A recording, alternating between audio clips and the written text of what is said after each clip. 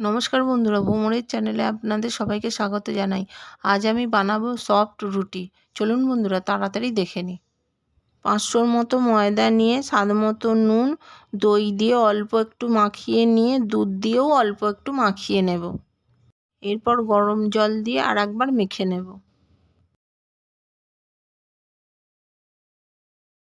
লেচি কেটে নিয়ে বেশ কিছুক্ষণ ঢাকা দিয়ে রেখে দেব। একটা লেচি নিয়ে বড় রুটির সাইজে বেলে নেব। রুটির ওপরে ভালোভাবে ঘি মাখিয়ে নিয়ে এইভাবে ভাঁজ করে নিয়ে হাতের সাহায্যে বড় করে নেব। এরপর তাওয়াতে দিয়ে দুই পাশ ভালোভাবে ভেজে নেব। বাকিগুলো এইভাবে বানিয়ে নেব।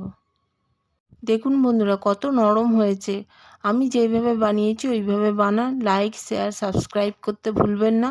আবার দেখা হবে নতুন কোনো রেসিপির সাথে। ততক্ষণ ভালো থাকুন, সুস্থ থাকুন।